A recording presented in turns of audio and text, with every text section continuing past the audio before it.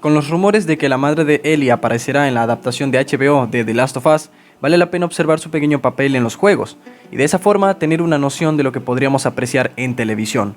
Se trata de una de las IP más queridas de Sony. Pedro Pascal asumirá el papel de Joel y Bella Ramsey interpretará a Ellie. Más allá de eso, no se ha revelado mucho oficialmente, pero otros rumores surgen a menudo. Es decir, la adaptación de HBO presentará escenas que no están en el juego, lo cual nos sorprende, ya que es probable que no sea una narración 100% fiel. Pero la parte interesante es la que afirma que la madre de Ellie aparecerá hasta cierto punto. Esto probablemente tendrá lugar en forma de flashbacks. Aún así, logró llamar la atención de los fanáticos de la obra original de Naughty Dog. Después de todo, la madre de Ellie está muerta en los juegos, pero eso no significa que su personaje no se haya desarrollado.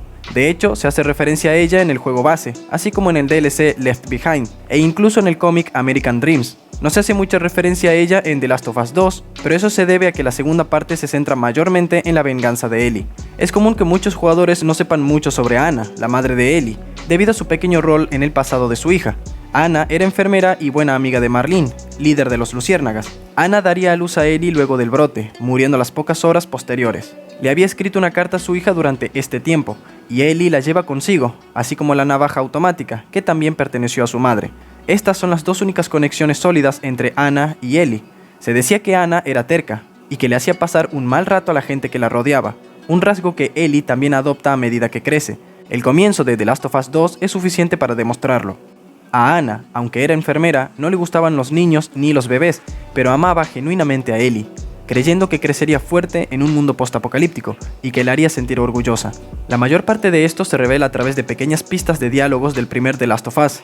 En el DLC Left Behind, Riley le cuenta a Ellie sobre la ocupación de su madre, cómo Anna llegó a hacerse amiga de Marlene y demás detalles.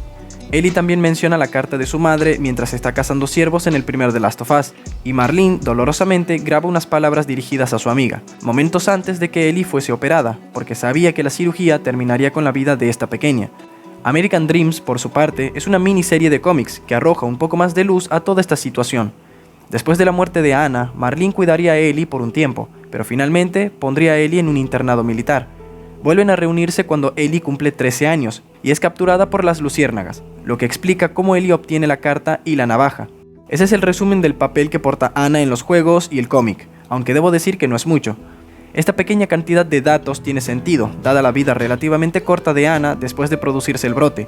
Incluso le da a la adaptación de HBO mucho espacio para explorar y desarrollar aún más el personaje, sin necesariamente romper el canon. Si bien es probable que The Last of Us no sea, como les dije, una adaptación uno a uno con respecto al juego, existen ciertos aspectos y relaciones que no deben cambiarse, como la que forjan Joel y Ellie. Sin embargo, volver a enfatizar la breve pero profunda relación entre Anna y Ellie a través de más flashbacks sería un gran acierto.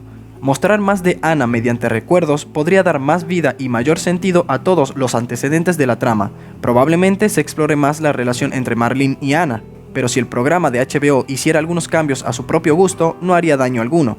Ya que, por ejemplo, en vez de mostrar a Anna sobreviviendo tan solo unas horas después del nacimiento de Ellie, lo extendieran a varios días o incluso un año o dos, solo haría que los detalles de la crianza de Ellie fueran más profundos. Tampoco dañaría la historia misma, ya que es un área que está abierta en gran parte, con muchos huecos para llenar.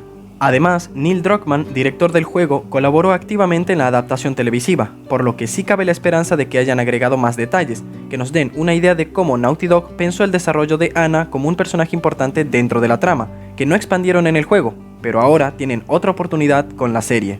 De cualquier manera, queda por ver qué sucede, pero mostrar a la madre de Ellie en la adaptación de The Last of Us podría agregar mucho a su trasfondo, al de Marlene, y tal vez enfatizar las dificultades que enfrentan Ellie y Joel en relación con el primer juego.